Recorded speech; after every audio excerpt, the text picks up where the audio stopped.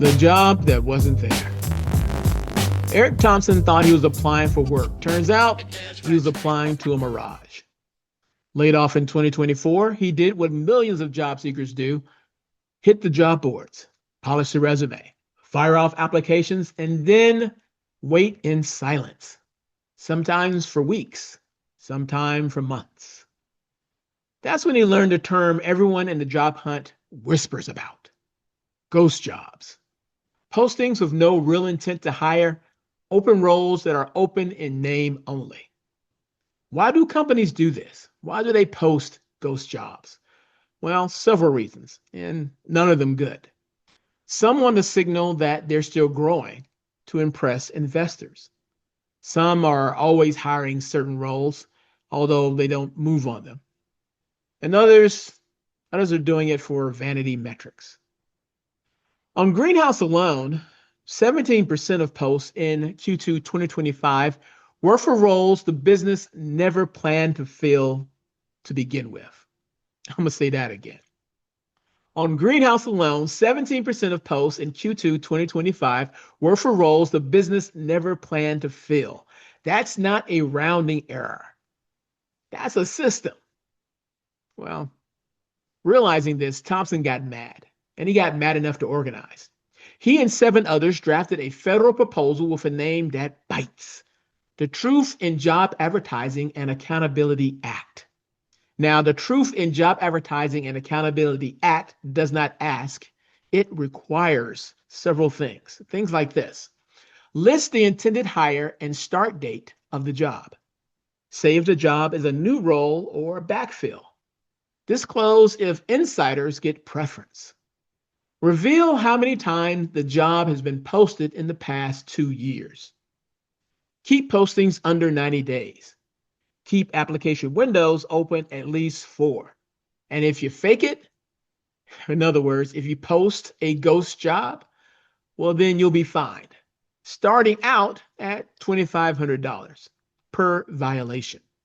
Now, that's not a fortune, but it does turn ghost jobs into a line item with a cost. Eric Thompson has taken this to Capitol Hill. He's had 30 plus meetings with congressional staffers, and there's interest on both sides, but no champion for this just yet. Meanwhile, outside of DC, momentum is building. As of January 1st, 2026, some companies in Ontario, Canada, will be subject to new laws requiring them to inform job applicants about the status of their candidacy in a timely fashion. And they're also seeking to eliminate the posting of ghost jobs altogether. And state lawmakers in New Jersey, Kentucky, and California are drafting similar proposals to beat the scourge of ghost jobs into the dirt as they belong. The ground is shifting because the practice of ghost jobs, of posting ghost jobs, is corrosive. It wastes time, it wastes hope, it wastes unemployment checks because people could be working. It floods the market with noise until the signal disappears. And here's the part that companies seem to forget in doing all of this: trust is currency. If you burn the trust, the talent will walk because people talk. Screenshots spread. Anxiety and anger over ghost jobs last longer than the jobs themselves have been posted. Career pages start to look like billboards for brands that don't keep their word.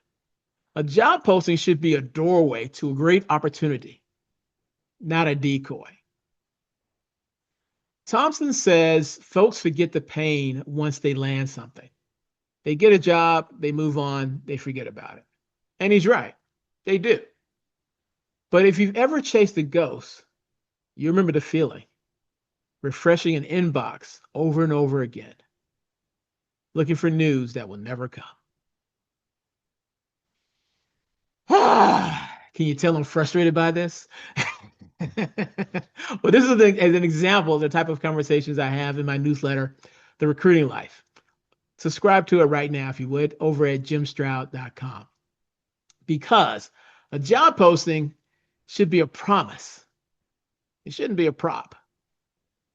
And it should be real.